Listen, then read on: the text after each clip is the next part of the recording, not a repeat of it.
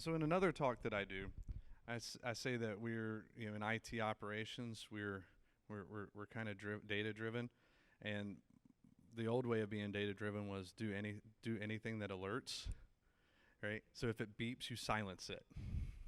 Doesn't necessarily mean you solve it. In an SRE world or in this newer world, data driven means that you use data, you analyze, you train the system, and you automate, right?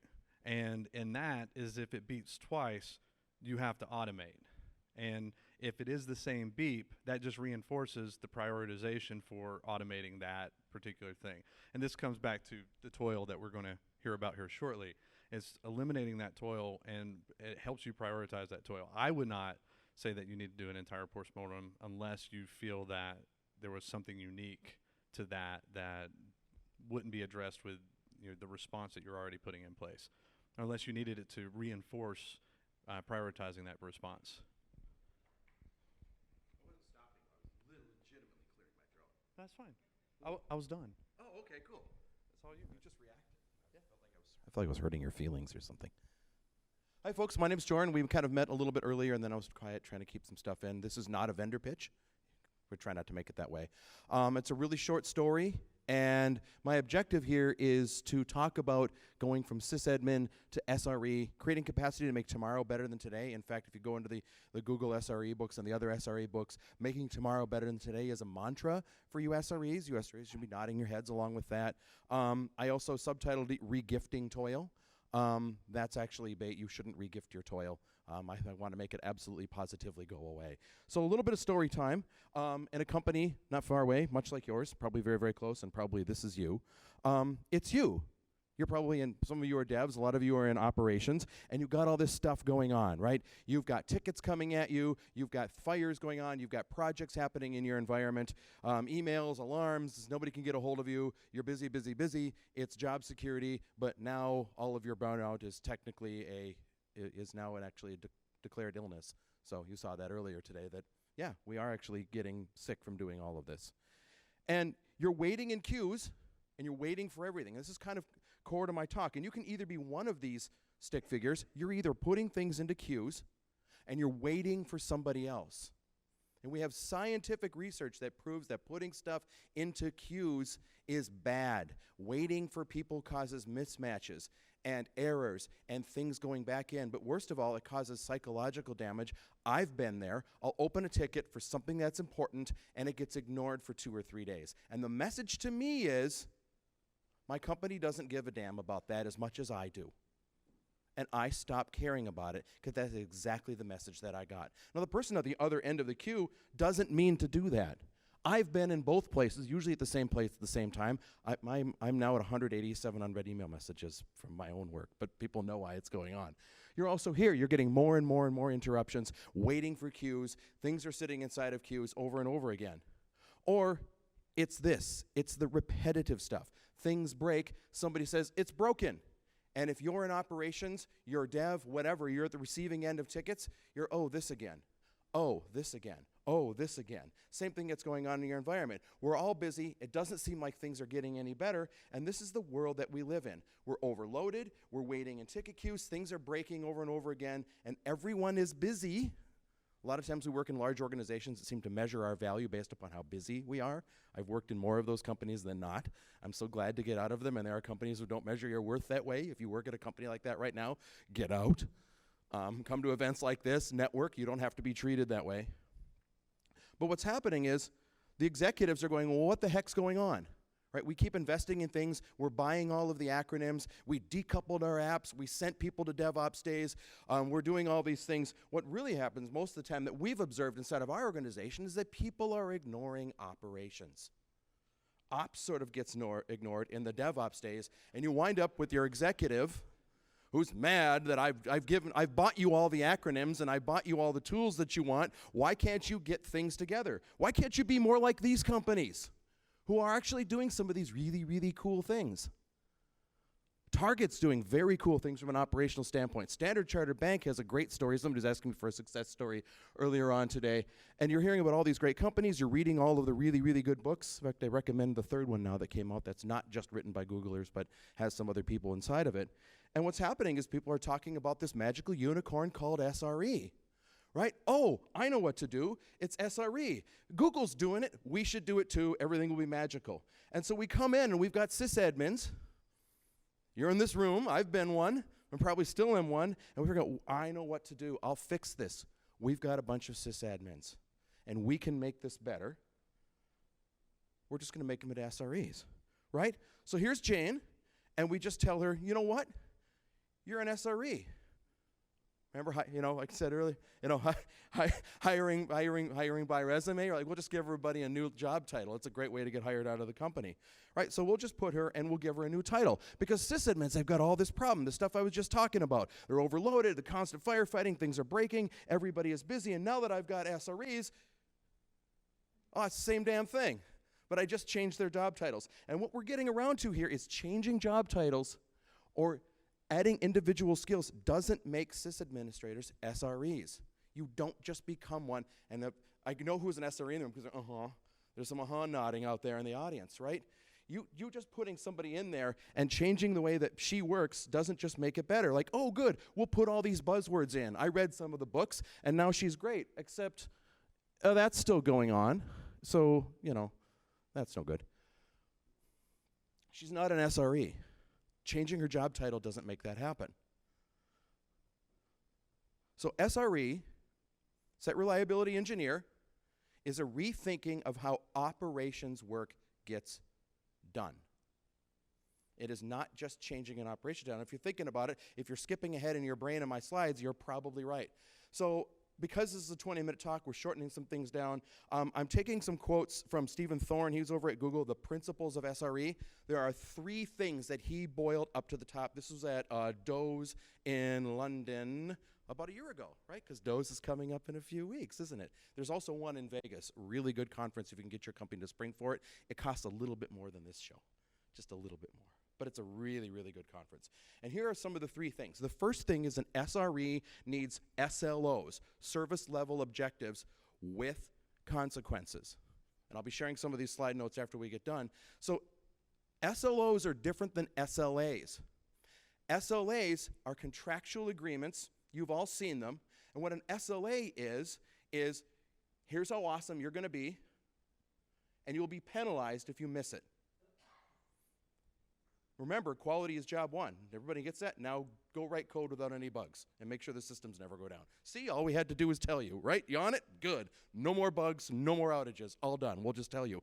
An SLO in the SRE sense is a service level objective for the entire organization based upon uptime in your organization. And notice how that does not go to 100%. What we've decided as an organization that we need to understand, we need to be okay with making mistakes. Otherwise, it's the same thing as security. If I really want the most secure computer in the world, I unplug it from the wall and shut it down. Now nobody can hack it. If I want to evolve as an organization and try new things and push new code out and push the envelope, there are going to be some outages. We're going to make mistakes. We're going to have observability. We're going to figure out how to learn from them, and we're going to recover from them. But we got to decide as a team, as a company, what our SLO needs to be. And that is a shared responsibility amongst the entire organization. Up on top there in that error budget is the place where I have engineering time to improve the service. Make sense? So maybe I set that SLO at 80% or 90% or some measurable thing of uptime or how fast we can release. But the reality is that the entire organization has to be bought in on this, which means if the company is going to miss or is missing its SLO, development work stops. The marketing organization quits pushing new things to us. The C-level executives, everybody needs to pile in on this to help figuring things out. If that means devs have to carry a pager, devs have to carry a dang pager. We're all part of this SLO agreement for the SREs. This takes priority. The whole company has to agree on it. Point number 2, SREs need to have time, remember that slogan, to make tomorrow better than today. I should capitalize that and make that bold. So what does that mean? This is where we get to toil. This is where we're going to talk about what toil is. We actually have a chart. It's a word we've all heard. It's an English word, but this is toil in the SRE sense. Vivek Rao puts it out there very, very well. This is work that tends to be manual. It's repetitive. It is automatable, yet it isn't. It's devoid of enduring value. And it scales linearly as the service grows. You double your customers, you have to double your people. Toil, so when I talk about that repetitive and devoid of enduring value, those are snowflakes, right? You get a ticket, the thing is broken, you fix it, it's a snowflake. It's beautiful to behold, and there's nothing like it in the whole world. And it melts, and you do it again tomorrow. That's toil. That doesn't mean your work isn't good, and there's no such thing as no toil. If we put it into a chart, these things are polar opposites, right? Lacks enduring value, builds enduring value. There is repeatable, creative and iterative. You need your practical brain. Can be automated, requires human creativity. What I'm doing for engineering work is I'm creating things that are reusable by somebody else in my environment, not things that are repeatable problems. And that's where then we talked about that SLO budget. I've got toil budgets inside of my environment. There we are there. There's engineering work. There's toil. There cannot be zero toil environment. In fact, I drew a line in the middle of that graph to actually represent. Google has about a 50% toil to engineering work objective inside of their environment. And that's a manageable percentage of capability. Well, I bet you I know where most our folks are. I can't reduce toil because I ain't got no time for engineering work because I have so much toil. You are at a operational bankruptcy at this point. You can't get it back out of your environment. The downward spiral is inevitable. You get it past 90%, 95%, that depends upon your environment, you're going to lose the ability to fire back against some of that toil. And the third one, these all seem hard, don't they? SRE teams need to have the ability to regulate their workload. This one still gives me a headache in my tummy. Or is it a tummy ache in my head? Anyway, this one's hard to grasp onto. These are three of those principles. And the ability to regulate your workload means if I'm an SRE, I have the ability to officially throw up the talk to the hand. I can say, you know what? We have exceeded our toil budget. We've exceeded our SLO, dear development team. I'm not stopping you from pushing it to production, but I am not volunteering my SRE team to take it on. So if you want to shove it out to production and say that it's ready to go, knock yourselves out. But we're not doing it. This is really, really hard to do. We're saying if handing off software to ops wasn't a right inside of your organization, that's hard. That's a cultural shift you've got to do. And most of the time, what we're doing is we're separating the running in prod from actually being run out. It's running. You said your code was great. Good luck to you, but we're not watching alerts for that because reasons. This is really hard to do. Most organizations have a hard time doing it. So those are those three principles, and they all sound really, really daunting. So what am I going to do with them, right? What's the practical approach? My job is to leave you with something that you can do today. That first one, that takes a company-wide shift, right? This is policies, procedures. I told you everybody in the company, all the way up to C-level executives and marketing and dev and everybody has to be bought on what the SLOs are. You can get there, but it takes a lot of work. The SRE teams, that one's hard. Being able to say you do not have the absolute right to put that on our SRE team. But that one, I think, is possible. I know it's possible. I know you can reduce toil. You have to just go out there and find it. So that's what I'm going to leave it. So why focus on reducing toil? First of all, because whether you're doing the whole SRE thing or whatever your job title is, that's something you can go after. You can find that definition of toil, look at what Vivek Rao said on the earlier slides, and go after those things that are toil. And the other thing is that people are expensive. I don't care what you bought. Your people are your most valuable assets. Are you hand signaling me or are you just counting people? See, I made them turn around. All right. No, okay, cool. I don't know how long I'm taking. So let's go find some. We can track toil levels for each team. We can set a toil limit. So the first one, I'll give you some anti-patterns for that. Go track them however you want. This isn't quite as hard as it sounds. Maybe it's just the reasons things fell into tickets. Maybe it's stuff that like, hey, we could have automated that and that keeps coming in. I think ticket queues are a great way to chase things down. Again, conventional wisdom, toil, engineering work, 50% is an okay target. There's always going to be the whoops. There's always going to be things that people need to do. There's going to be something that is such a one-off, it's not really worth automating. It's 3x order of magnitude just to automate it than it is to just go, yeah, click, click, click, I can frob the goo. That's pretty easy. And then fund efforts to reduce toil. Now I'm talking about money, right? Or power or time. So you could refactor your apps, you could get new tools, you could get new processes to reduce that toil. Or you could apply a self-service design pattern. Gene Kim, and it was in January, what do you think's coming for 2019? One of the first things he said was self-service inside of the organization. And I say that to people, they go, yes, I've heard that, and everybody gets up, but what is that, right? What are those anti-patterns for toil? So let's look for them. I need you to frob the goo. All right. Frob the goo. All right. Do it again. All right. Most of you people in this room, that's what you do, right? Most of the time we're getting ticket queues. A lot of times this person here has a ticket open to them, and I want you to think about the tickets that come into your organization. Either the ones you open, the ones you are on the receiving end of. Most of us are on both. Most of them come to you because you have the password to the thing. Right? So you're not really helping the organization, you're in the way. Don't feel bad, you're not a bad person, you were put in the way. Because of security requirements, because I can't give everybody sudo on all of these boxes. Although this is typically somebody who's more and more expensive. Let's fix that. That's toil. How about I create a way for this person who is asking to just get it done? And that doesn't need to be something I said frob the goo. What if it's, hey, reboot the web servers? What if it's, I need to patch these systems, I need the authorization to do so? That's a reduction to toil. How about this one? Everybody familiar with this one? I know what to do. Too bad I can't get to it. I'm going to open a ticket and wait. If it's important, someone will get to it, right? And if they don't get to it, must not have been important. Again, I can put a self-service kind of paradigm in front of this.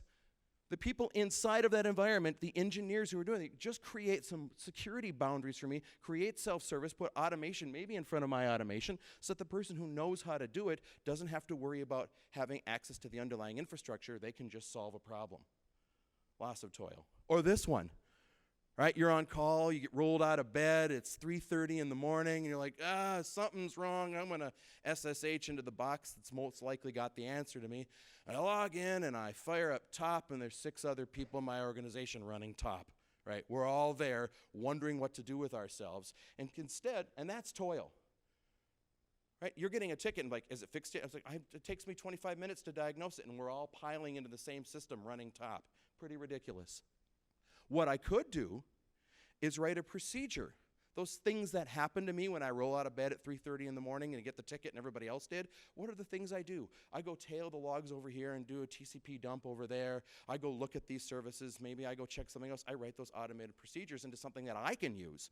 Better yet, I give that system check out to maybe the tier 1, tier 2 NOC people. Let them run it. So if it gets escalated to me and I'm the tier 4 person, that 25-minute thing that I normally do when I roll out of bed is done. The self-service automated system says, hey, Jorn, here's that thing that you normally do. Here are the results of it from when the problem occurred. Or one more anti-pattern. Quick, does anybody know the answer to my fun question? What do people read even less than documentation? Oh, even less than those. No, we all read Twitter all day. Half of you doing it right now. Updates to documentation. That's like negative. It's like people unread updates to documentation, right? So if I tell, and we've seen this before, like we've got a service in place, I've been working at the company for 20 years, somebody says, oh, we need to make sure we set this flag on this system before you reboot things, or let's yank something out of monitoring, and I come along, I've worked here so long, I'll just do it, and something breaks. How about we do self-service, and I just change some of those flags up underneath it? How about if I got a whole automated procedure, I got automation in front of my automation, maybe I give myself the opportunity and the people who wrote the service just change some things. So now when I hit a restart, all the things that were happening at the back end happen automatically. I get less alerts, right? Like if I'm going to go reboot a service, how about I take it out of monitoring first? Right? Or not. Like the knock is like, what did you do? We fixed things. Well, the alarms went off. You didn't tell us. Toil, not toil. Or this one. Here's an anti-pattern for you. Something's wrong inside of the organization, but dev people are more expensive than the ops. You got a workaround. Use it. You have a documented workaround. Use it. And every time this system breaks, you've got to go through the documented workaround that's updated on the wiki you didn't read in the first place. Because until the next release of the software comes out, we're not going to fix that. Well, why don't I just put that workaround into an automated procedure that goes on top of it? When things break, I know I got to bounce these 3 services over here, bring this other one up in order. I put my fix into one spot, and I create a self-service. Maybe self-service looks as simple as a button on a vending machine, or maybe I've got parameters around it that allow me to be confined inside of some guardrails, but now I've got self-service around that. So I'm going to drop a sentence on you. Self-service automation, 2 seconds. 2 hours? 2 minutes, okay. Self-service automation, but self-service automation. Self-service automation for all your automation, right? Hold on to that thought. It sounds a little markety ridiculous, but it'll make sense. And I'm wrapping up. This is almost my final slide. So this is how self-service works inside of your organization. I know Tom came by this morning, and he was actually describing the Netflix model of SRE very, very well. It's in those books. I probably should have drawn it out in the slide. So in the Netflix model of doing the SRE work, we're putting operations people inside of each product team horizontally, so I'm not running from this silo to this silo to this silo. I've got ops people in. That's why he said get rid of your ops team. Didn't say get rid of your ops people. That's kind of the Netflix model. Google's model for SRE is they've got SRE people sort of at that edge, that it gets kind of handed over to ops, but they're feeding back into it another way. But the problem is either one of those models requires enough bench, enough human beings. I'm still going to have subject matter experts. I can't just have them on every single team. So now I can do some cross-cutting knowledge that way. What I'm going to do is first I'm going to create pull-based self-service. This is what I'm talking about, self-service.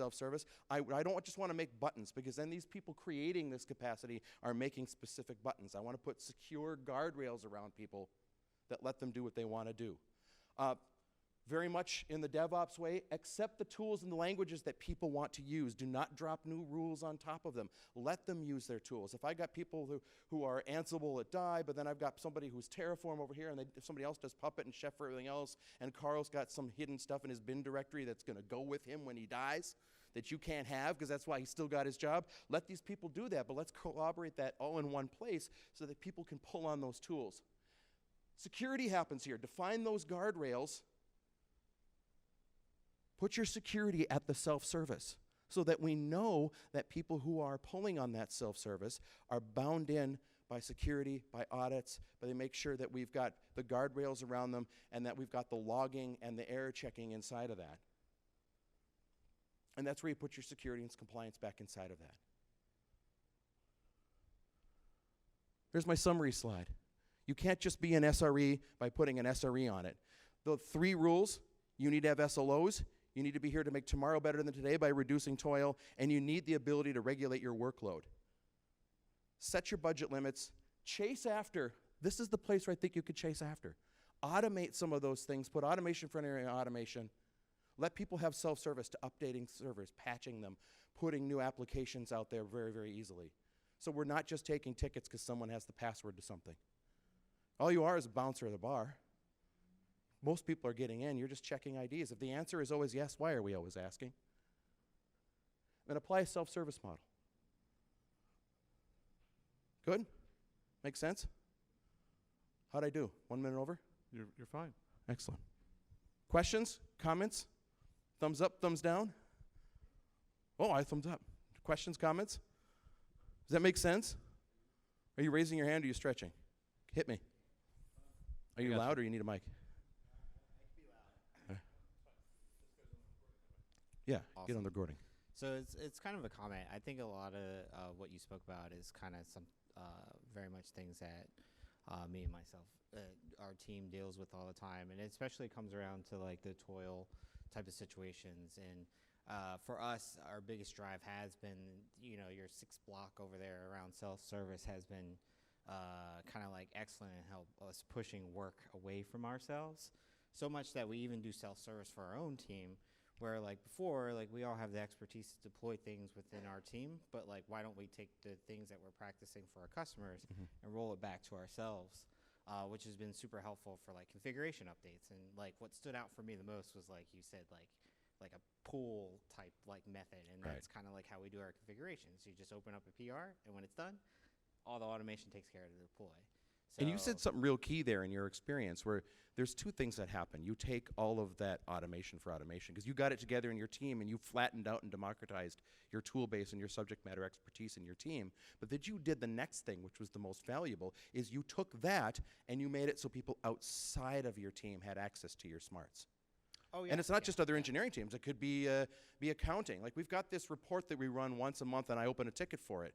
Wait a minute. Why don't I just have my DBAs write up something that's self-service? Now I'm not giving a password to the database. I've created a structure and a framework, right? Not just rules, not just buttons, but I've created a framework that allows somebody to put some input in, but I've given them permission to execute the work, and the security is handled underneath. So now I don't have the consumers either swivel chairing to something they don't understand or touching something they're not supposed to. But you said it, perfect example. You guys have matured along that road very much. All right, cool. Thank you very much, Jorn. Well, thank you. That's it. All righty, thanks, folks.